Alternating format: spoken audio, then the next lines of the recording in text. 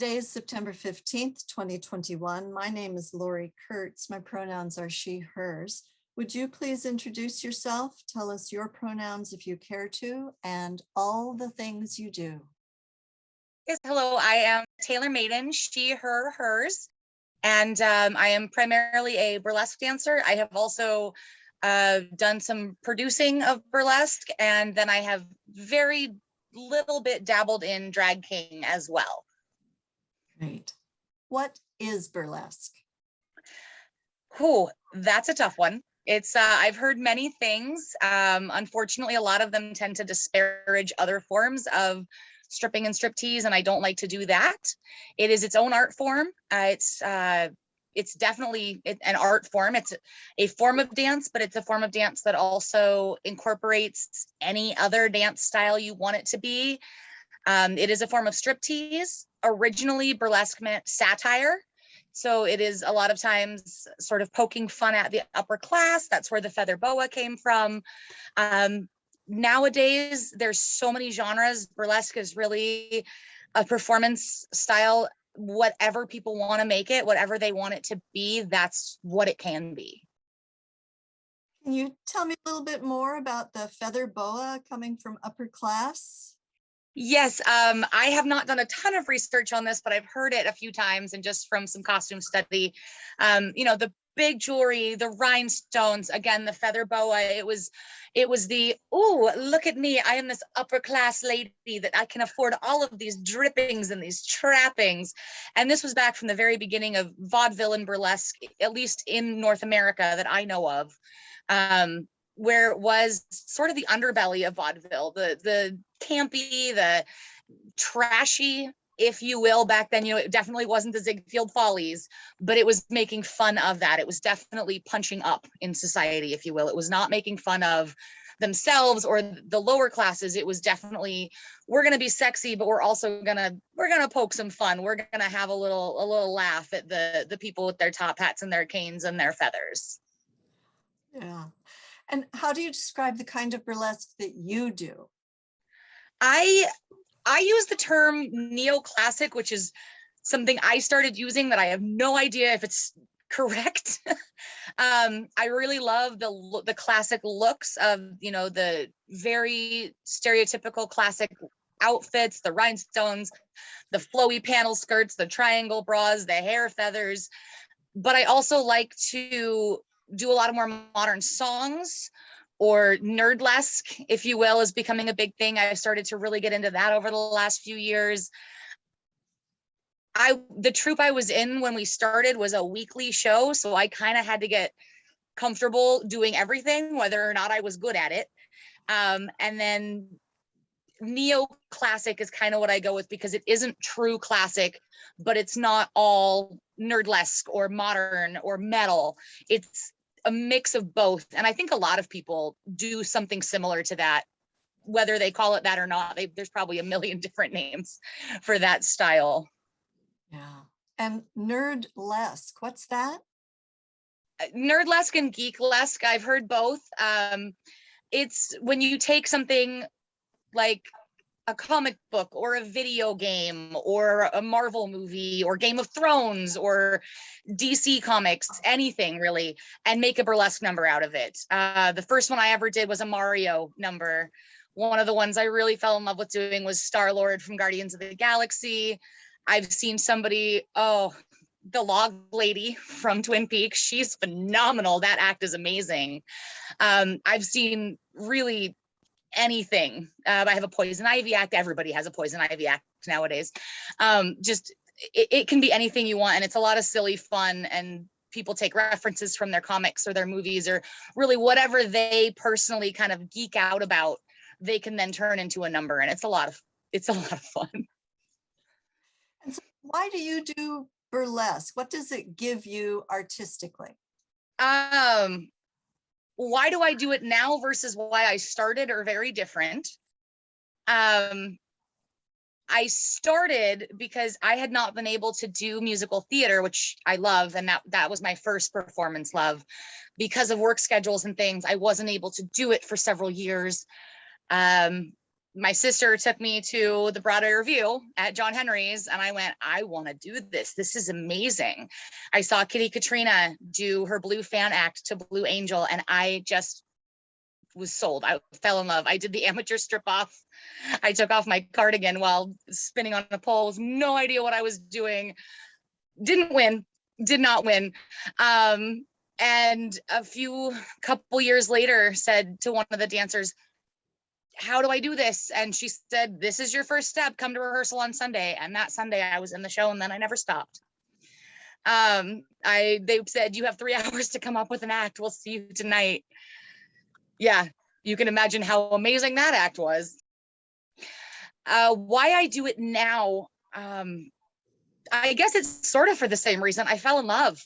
I absolutely fell in love with it. I fell in love with the people that are involved in it. I've made so many friends and family members, chosen family. And I mean, who doesn't like to sparkle on stage? Let's be real. And then also just being able to come up with my own act, to be my own choreographer, costumer, props master. I mean, everything I love about theater rolled into one little 3 or 4 minute act is really a fun challenge.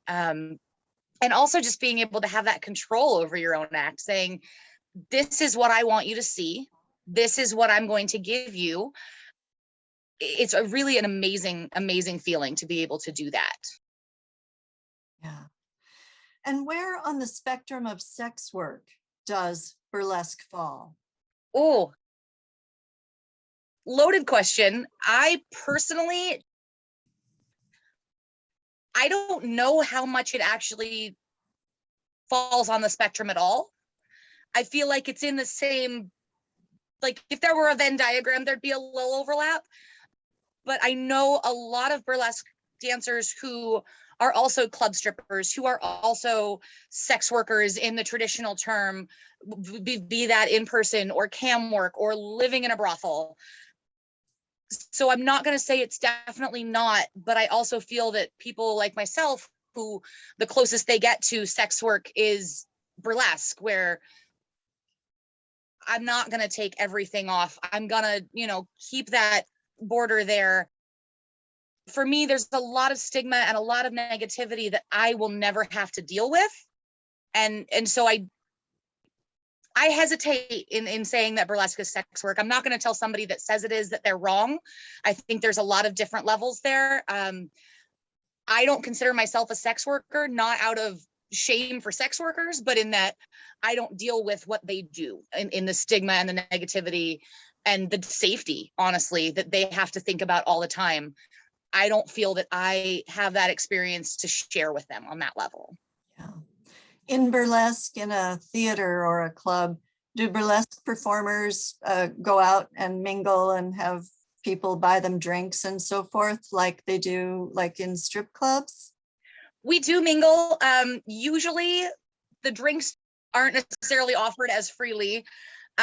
Usually it's a lot more casual. I have people offer buy me drinks. Usually it's my friends that are at the show. However, we do go out and mingle. It's not required. I know at drag shows, that's really how you make your tips. In burlesque, it is definitely a little bit more like a club scene where it's definite do not touch the dancers. And I've really appreciated every club and theater that I've worked at that is really a stickler for that. I've never really worked anywhere where they've sort of blown that off. So that's, and if I have, that was the only time I would work there. So I've been really lucky with my homes, just really being there for the dancers. We do a curtain call at the end. There's an intermission, a smoke break for those of us who smoke. And so just, there are times, definitely something that I've run into that I didn't ever expect to is people taking souvenirs. You throw a glove and it falls off stage. Usually you get it back. Couple times I haven't. My favorite was I was at the bar and the guy said, "Oh, I love your show. I come every week. I have your earring from last week." And I said, "Great. Could you bring that back?" And he was shocked that I wanted it back. I said, "Those are expensive. They're not meant to take home." And he said, "Oh, I'll bring it next time I come to the show." Never came to another show. So I don't really know what the thought process was there, but I also know that it's happened to other people, maybe not as brazenly somebody saying, by the way, I have your jewelry and you ain't getting it back. But, I know so many people who have had gloves go missing or a necklace or, something gets picked up and taken, which I hope doesn't happen to many people. It hasn't happened to me super often, but I know that it does. So that's always something I found a little strange in people's comfort level with the dancers. And so just changing the subject a little, where were you born and where did you grow up? I was born in Montana. I lived there for all of about 6 months of my life. And then I grew up just south of here. I live in Eugene, Oregon now. I grew up just south of here in Cottage Grove. It's almost a southern suburb of Eugene now. It's kind of a bedroom town to Eugene. Used to be a little more separate, but in the last decade or so, they've definitely grown a little closer. But I've been in this area most of my life, other than some travels and whatnot. This has been my home. And your family brought you to Oregon from? Yes. Yeah, when I was all of 6 months, I wasn't booking my own flights. And what did you do in your formative years, whatever those are, that led you to performance? I started early. I started as a child. My dad was a theater major and loved acting. He was actually with the Eugene Opera for about 16 years as well. And then my mom is a costumer. She was also a school teacher who loved sewing, and then in her retirement has realized that she adores historical costuming down to the last detail. Her work is just mind-blowingly phenomenal. When I was in kindergarten or so, or actually preschool, I always loved doing the little pageants, the little Christmas plays. And then when I was 7, my dad and my sister and I all auditioned for Oliver together at the community theater there. And I was an orphan and I was probably dang adorable. So, I was literally on stage for one song and the bug caught me. Next year I was in Pirates of Penzance as the youngest daughter, and I fell in love with performing. I started learning tech when I was in high school, started doing costuming. Some of my own stuff I started when I was younger, and then I went to the University of Oregon as a theater major. My sister went to the same school, so we actually got to be classmates there, which was really fun. And then I got a job as a stitcher with the costume shop there and running their costume storage. And it's kind of always been part of my life, whether it was in a musical or a farce or a Shakespeare play or school choir. That's just kind of been part of everything I've always loved. Yeah. And part of the burlesque training, you talked about being thrown into it. Have you had any other training or classes or sessions at BurleyCon or training? Yes, I've been to BurleyCon several years. I love BurleyCon. I miss it. I miss it a lot. There's been years where I went and did all physical, all dance. That's what I want to do. This is why I'm here.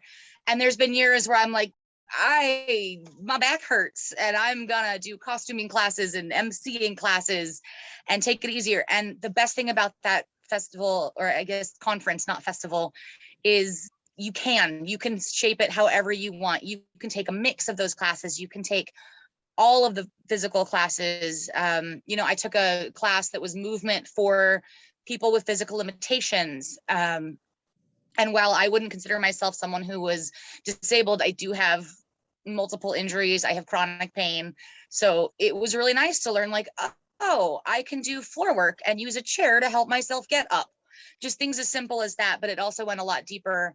I also took the Burlesque 201 class at the All That Glitters Academy in Portland with Holly Day and Tana the Tattooed Lady, where we all worked on an act and then a group number, and we got to perform those together. And I learned a ton from that class, just those little details that you don't think about until somebody else sees you and says, why don't you try this here?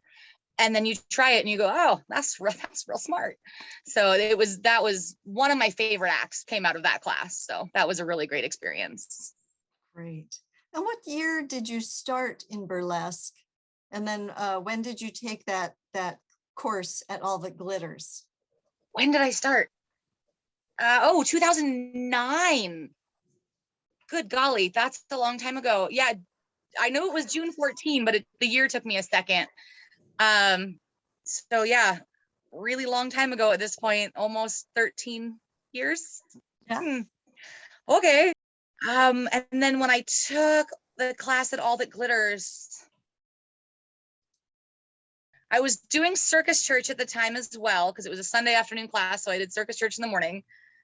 I don't remember if my home troupe was at which venue. I honestly can't remember. It was the first year they did that class, but I couldn't tell you when it was. It was several years ago. I know that much. That's Wow. all right. And what is circus church? It was a burlesque brunch that I used to do. Ms. Chaos was one of the producers, and she and I had met doing other shows together. She invited me to do it. I did it when I could, since it was in Portland. So hour and a half to 2 hour drive is a lot on a Sunday morning, but I made it to several of them. And then when I was in the 201 class, since I was already up in Portland in the afternoons, I said, hey, let me be part of circus church as much as I can. And it was burlesque and drag and flow artists and singers and aerial. And it was anything and everything goes at that one. It was a lot of fun. What was the venue? It was called the Analog. It was in Portland. I don't know if they're still open or not. Great. And how did you pick your stage name? Taylor was my grandmother's maiden name. And I always said if I had a stage name, it would be Taylor. And my very first time at the Broadway Revue rehearsal, the stage manager and producer at the time, Ditto, said, hey, do you have a stage name? And I went, oh yeah, Taylor. And I was just Taylor for 2, maybe 3 years. Thought of many, many options for a last name.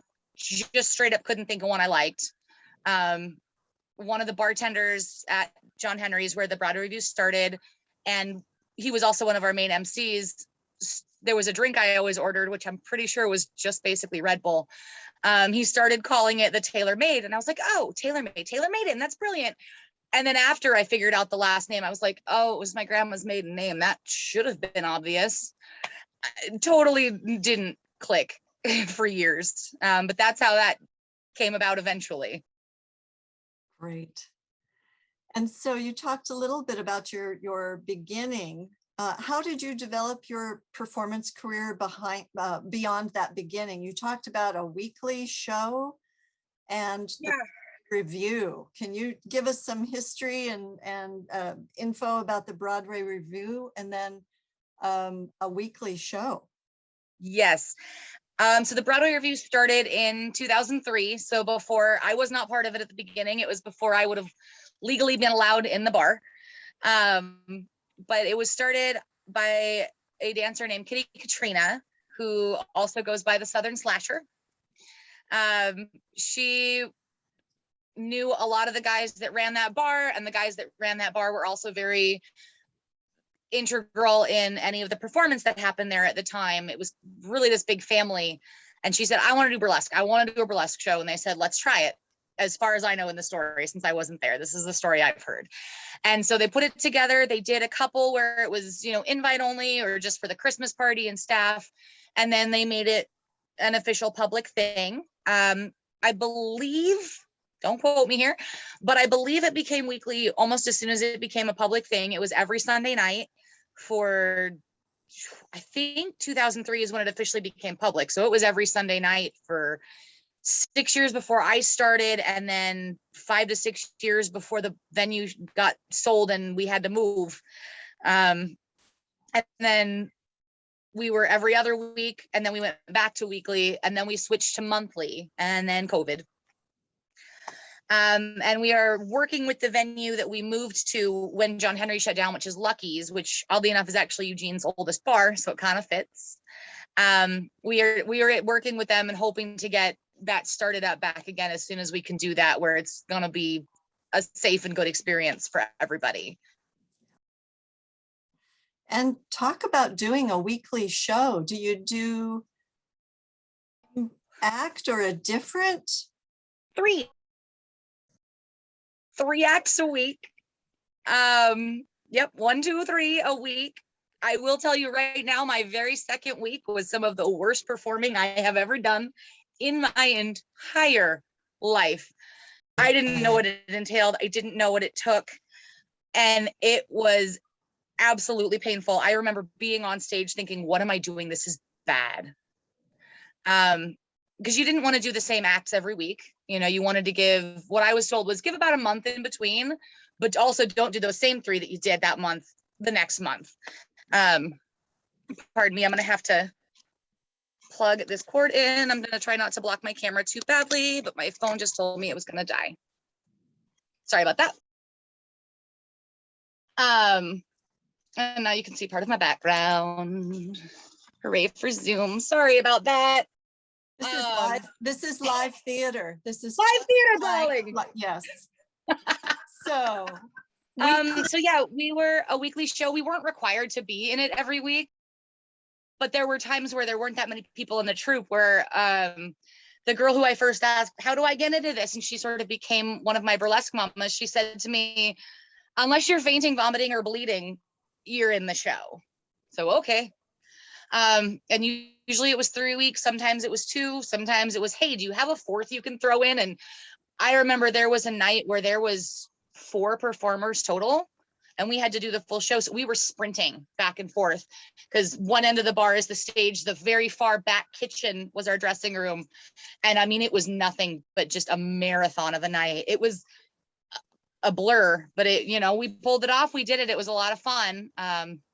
how long were the shows? The shows, how long were they? They were long. We started at around 9:30 or 10, and we sometimes had the lights turn on the final dancer because legally they had to kick people out. I remember Cindy DeVille was up on the catwalk finishing her number, and the lights were on because they literally legally could not keep people in the venue any longer. It was that late. So at least 2, probably pushing that a little because they had done last call and then getting people out. So really long shows. I was lucky I had Sunday, Mondays off for several years. So I didn't have to worry about the late night on a Sunday night. But you know, some of my favorite memories were still from it.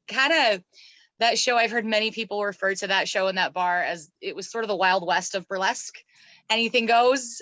A little extra weirdness sometimes, and some questionable things happened, and just great memories. And still, you know, my 2 big brothers are people I met working that show, and they're still family to this day. So nothing I could say or do would make me want to change doing all that crazy for that many years.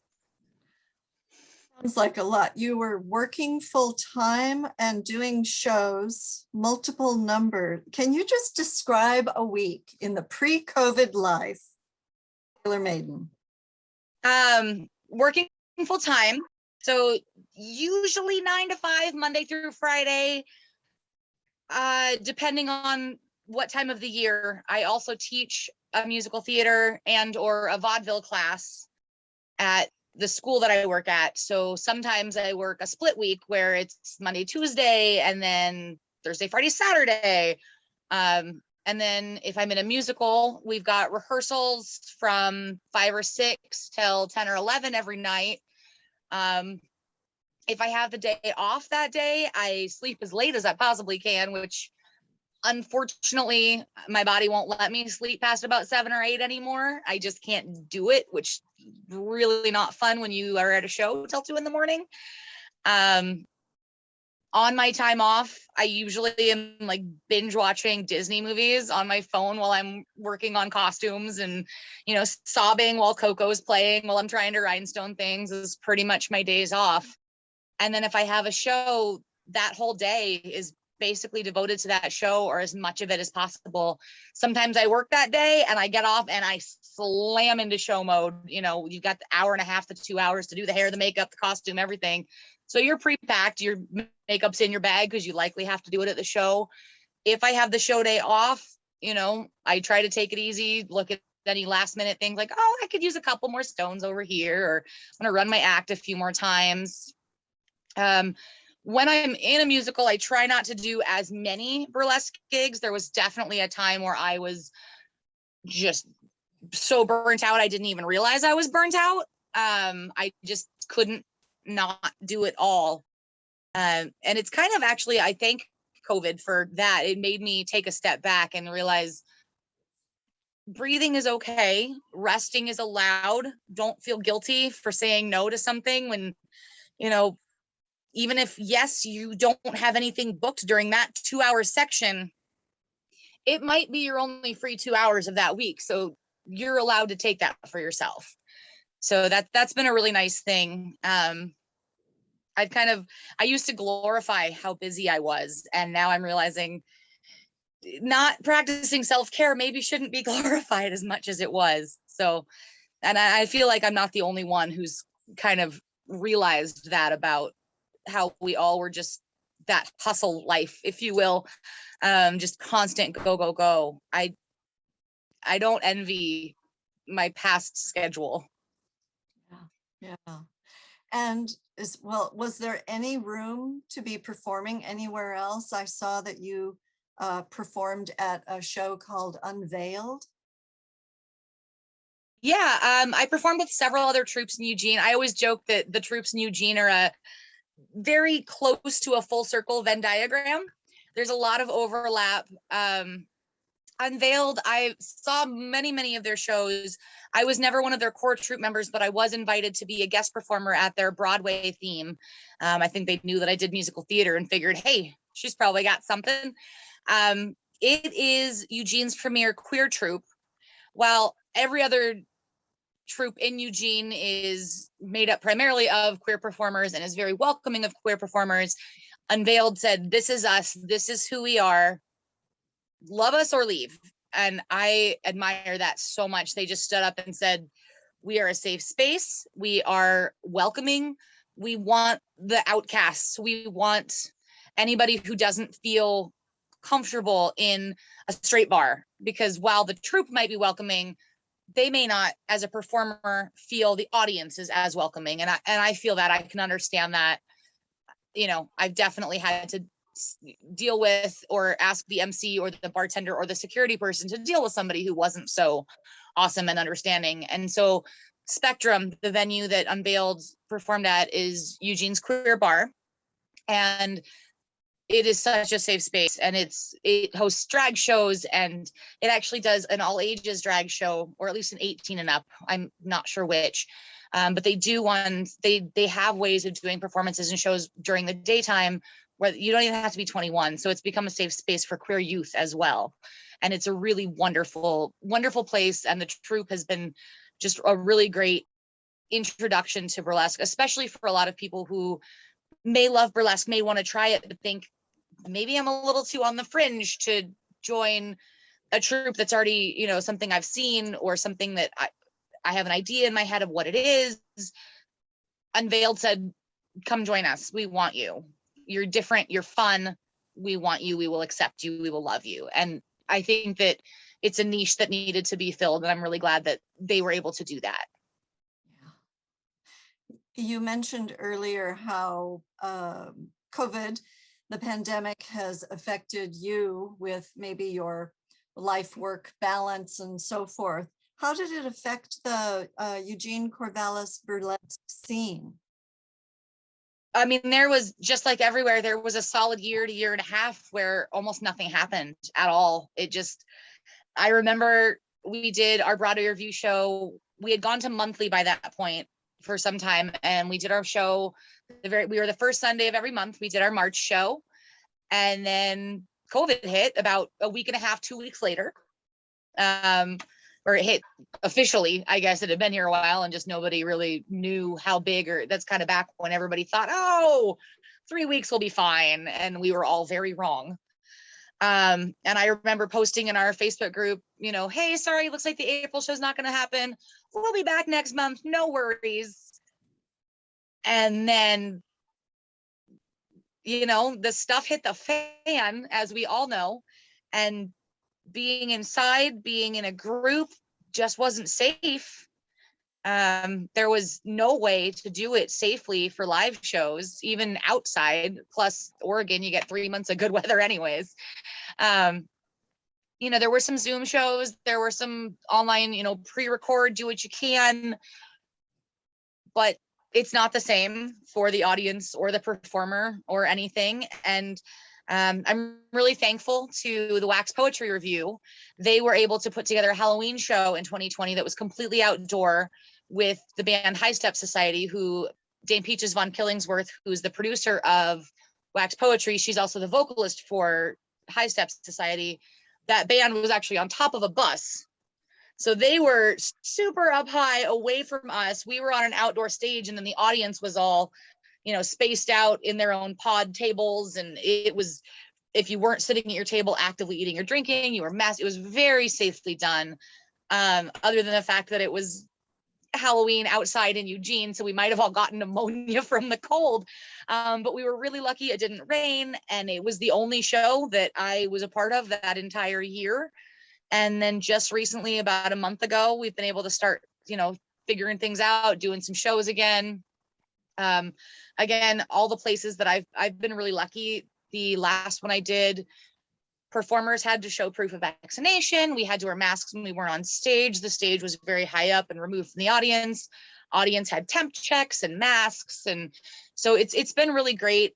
Most of the venues have gone along with masks, vaccination, some say, you know, they aren't all doing the same safety precautions, but they're all doing what they can as, you know, whatever venues to do safety precautions. And it's been really heartening to see that people all really want to get back into it. You know, for me, it's something I love to do. It's a huge part of my life. I'm really lucky in that it's not my entire livelihood. A lot of performers, it is. That is their livelihood. You know, I'm very lucky that I also work at a school. You know, I teach, I'm an administrator. It's not my main source of income. It's not my livelihood. It's not, I'm going to lose the roof over my head if I can't dance. I might get a little extra depressed and, you know, not love it, but I know that there are a lot of people who either own the venues or work at the venues, performers, crew, so many people. You know, you think of in New York and Chicago and LA, but it's also true in Eugene. People who are part of IATSE, who are venue owners, who are performers with bands and burlesque dancers and drag queens and every genre, have lost their livelihood. And it's really nice to see that venues are finding ways to bring that back and to say, let's make this happen. Let's bring it back. We've realized how important it is. Let's make it happen again. Yeah. Did the pandemic, you mentioned livelihood and, you know, mental health. Did the pandemic affect your creativity? Oh yeah. There was when it very first happened, I said, hey, fun project for me. Everybody in my troupe, tell me your favorite colors and I'll make you a pair of pasties to be delivered after the pandemic. I still have not made those pasties. There was a solid year where every time I thought about working on a costume or repairing or working on it, I just thought, what's the point? What if I don't get to do it again? You know, why should I spend all this time and effort on, you know, I would think about rhinestoning anything when usually that's kind of what I call my Zen moment. It's, you know, sorting through and gluing the little rhinestone bits. That's kind of my meditation, my calm down, get in my own headspace or out of my own headspace half the time. And during the pandemic, although it's still during the pandemic, but during that first year of it,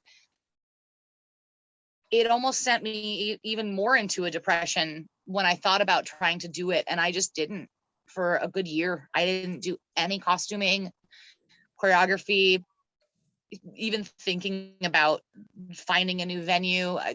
You know, I was in two shows online. One, I sent in a pre-recorded video from a festival several years previous. And one, I did a live reading of an Edward Gorey poem. So it was, you know, close in frame, just reading a poem. And I'm really thankful to those two shows that reached out to me, but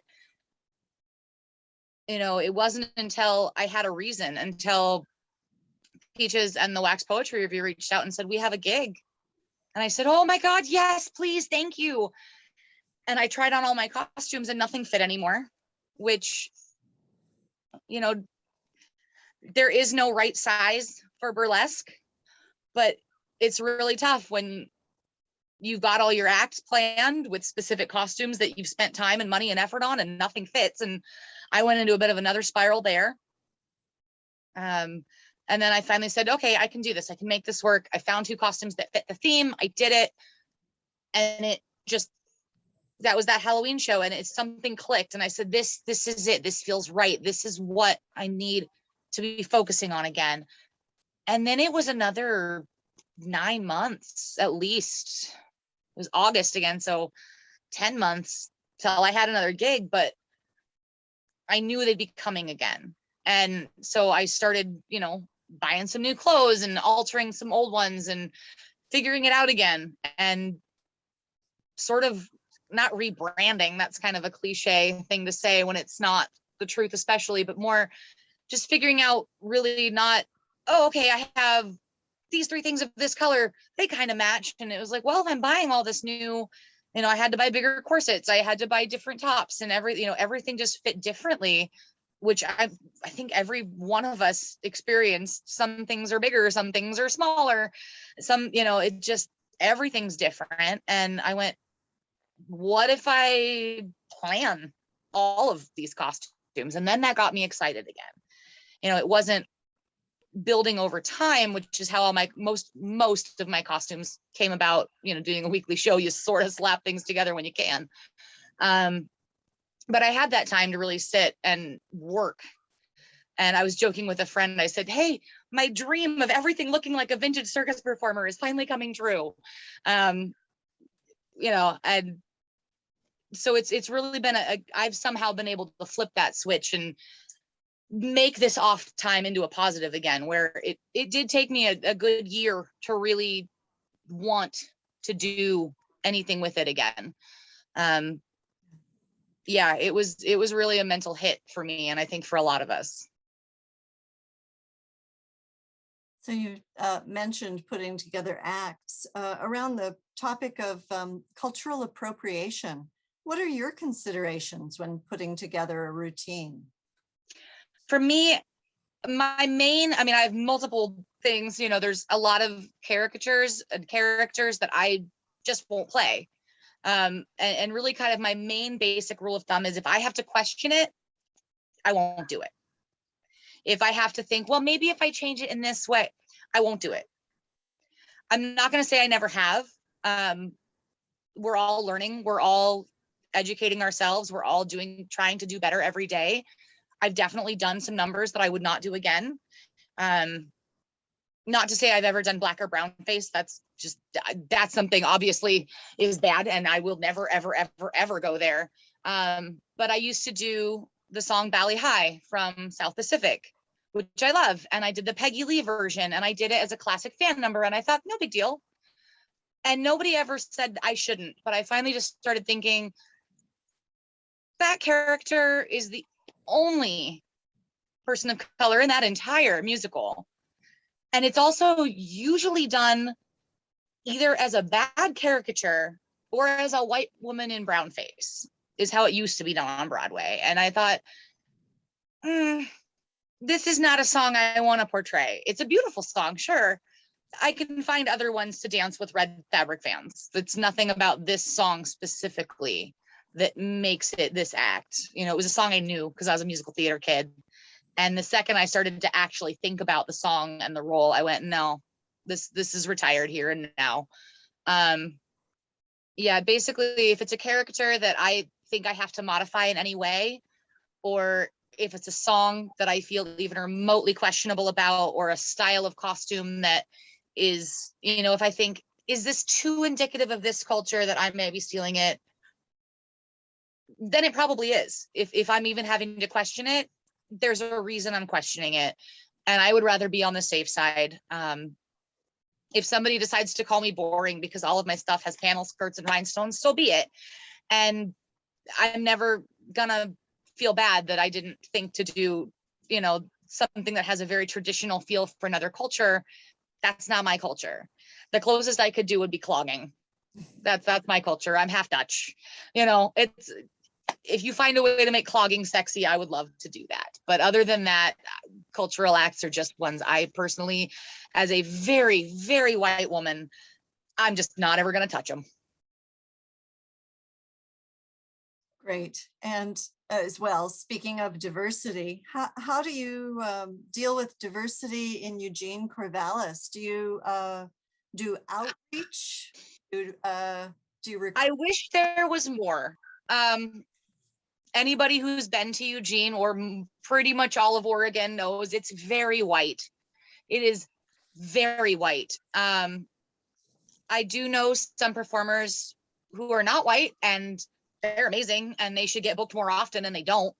And I think that every producer in this town, in every town in this state, and a lot of other states probably, we need to work harder on seeking out those performers, not to have, oh, our token brown person or our token black performer, but actively searching and saying, these auditions are open, finding ways to make it more accessible to those communities, reaching out to our friends who are part of those communities, and just finding ways to make the shows more diverse. Because I have heard so many times, well, it was only white people that submitted for my show.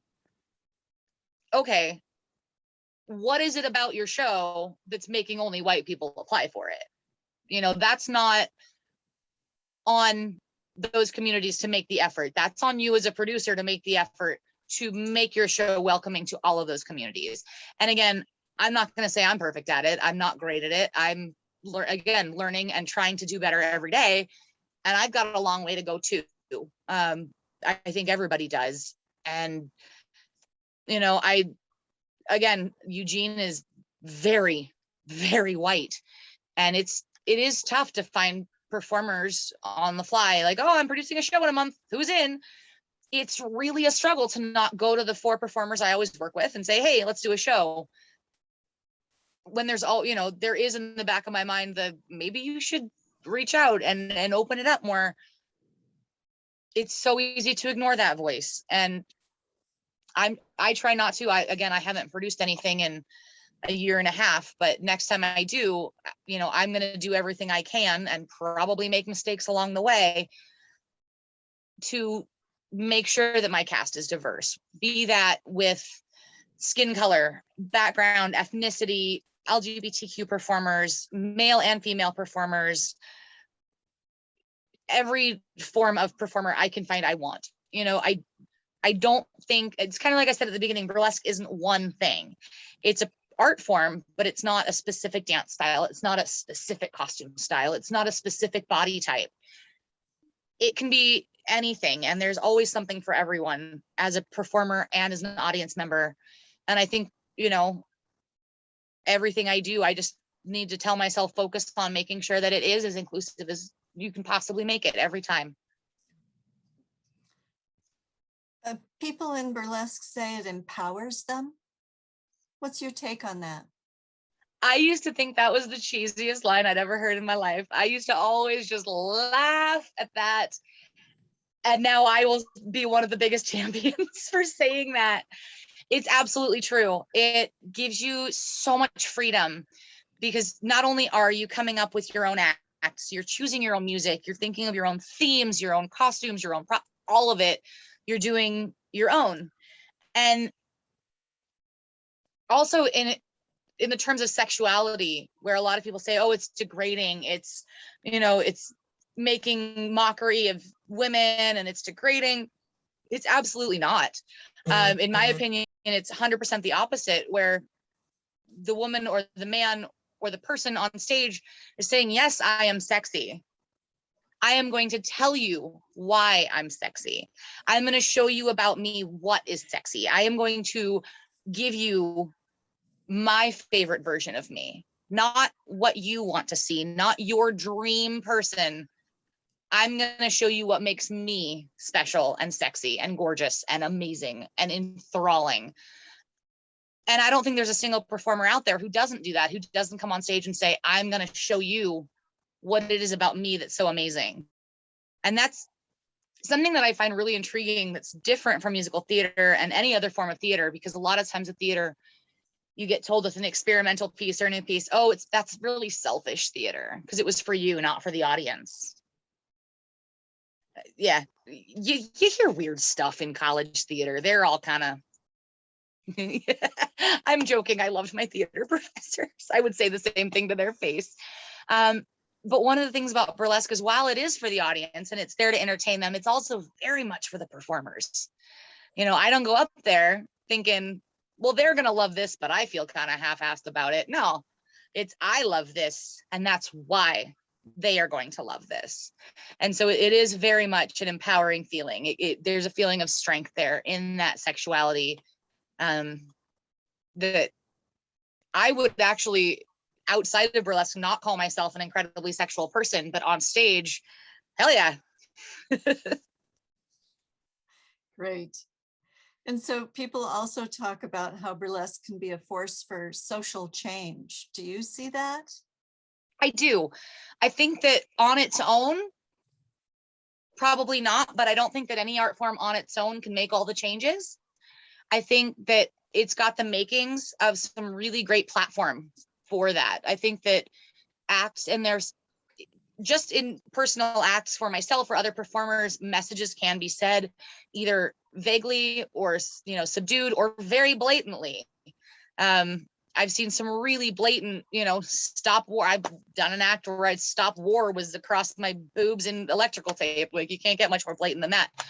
But also just the fact that the troupes and the shows are becoming more open and more welcoming to the queer community, which is ridiculous to me because it's an art form that was started a lot by people of color and the queer community. And now all of a sudden it's, oh, we're welcoming you in. It's like, no, they were always welcome. We just kind of tried to take it over for a while. And now we're realizing that was bad. But the fact that it is welcoming to all walks of life, everybody, anybody, doesn't matter your ability, your looks, your age, your gender, none of it matters. It matters in the fact that it should matter to us and who we are, and that we're proud of who we are. But it doesn't matter in that nobody's going to say, oh, you look like this or you are like this, so you can't do it. And that's where it doesn't matter. And I think that coming together and that acceptance can really be a great vehicle for change.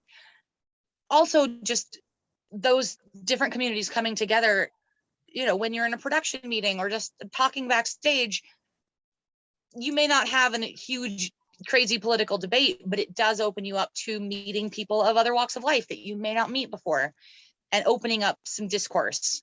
And as much as people hate Facebook, I mean, there's a lot of things that I learn from other performers who I've never met, that they'll post about an issue that I had never heard of. And I go, oh, hey, that's important. That's something I should care about. That's something I should do something about. And so I think absolutely. But again, as an art form by itself, I think it's limited. But again, I think every art form by itself is limited. I think we can start it with those acts that are political, that have the message, but we need to take it further beyond that to really make the change, other than planting a seed. I think the seed can be planted, but the actual change needs more. Yeah. And so what are the challenges facing burlesque today? That's a really interesting question. I mean, obviously the first thing that comes to mind right now is COVID, just because that's a challenging thing for literally everything right now. I think part of it is oversaturation, not in the fact that there's too many shows. I don't think there can be too many shows. I've done shows on nights where in Eugene there was 2 other shows and they were all overbooked in the audience. But I think in that the people who want to go regularly can't make it to all of them as much as they want to. And then you also get some of the audience members to go, well, I could go tonight, but I can go next week instead. And then they never go. When you get to more of, different aspects of challenges, I think people see something and they go, oh, I've seen that before. And it's like, yeah, but you haven't seen it in this exact way. It's always changing. It's always in flux. There are no new ideas anyways. There haven't been for decades or centuries probably. Everything is inspired by something else. Not saying you should copy somebody's act, but I'm not the first person to put rhinestones on a glove, that's for sure. And I think that from an audience point of view, I could see people go, well, I've seen that, when they really haven't. Even, I can perform the same act 3 times. It's not gonna be the same every time. But I think also just, it's tough because there are a lot of things that I think could be challenges, but that I've seen people overcome them stunningly. And so something that's a challenge to me is not to someone else, and in different parts of the state or parts of the country, there are different challenges. I think we're kind of lucky in Eugene in that all of the different troupes, there's a really copacetic relationship. There's no, oh, you work with that troupe. Like, there's none of that. Obviously, some performers are going to get along better, and there's going to be, not everyone's going to be best friends, but there's not a single troupe that says you can't be in other troupes if you're going to be in ours. There's not a single troupe that says, ooh, avoid that one. There isn't that. I was kind of joking that it's a very circular Venn diagram with a couple bumps, but we're also really lucky in that, we're close enough to be able to do shows in Corvallis or Portland. We're close enough to be able to do shows in Southern Oregon or on the coast or Eastern Oregon. I've been lucky enough to do all of those. I once did Southern Oregon, Portland, and Eugene all in 2 days. But I really feel that every community has its own challenges. I think for Eugene, it can feel a little oversaturated just because it is a smaller audience base. It's not, as much as we love to pretend it is, Eugene is not a big city. Eugene is a very small city with a very small demographic of people who are going to go, hey, it's Friday night, let's go to a burlesque show. Like, most people don't even know what it is except for Christina Aguilera. Or they think, oh, is that the sparkly stripping? Sure. There is more glitter involved in burlesque than there is in a strip club. Sure. But yeah, that's a very tough question. I think what could be the biggest challenge for a lot of places and a lot of troupes, communities, individual people is unwillingness to change and grow as society does, as the art form is wont to do. All art forms are constantly changing. And I think that there's ways that we can change, but still keep the history and know the history. And I think where people are really going to get stuck is if they say, this is how it is, this is where it needs to be, this is a very rigid view, and they're not willing to have that adaptability. And I think those that have that adaptability are going to find a lot more options and a lot more opportunities going forward. And so, final question, what do you wish the general public would understand about burlesque? Couple of things. One, it's not easy. It's not. 2, it is not degrading.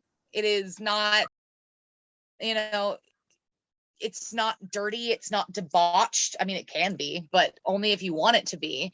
It's not seedy. It's not gross.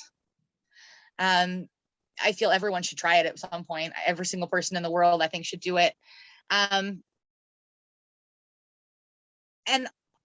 this isn't really what I wish they would know about it, but I wish they would stop comparing it to club stripping.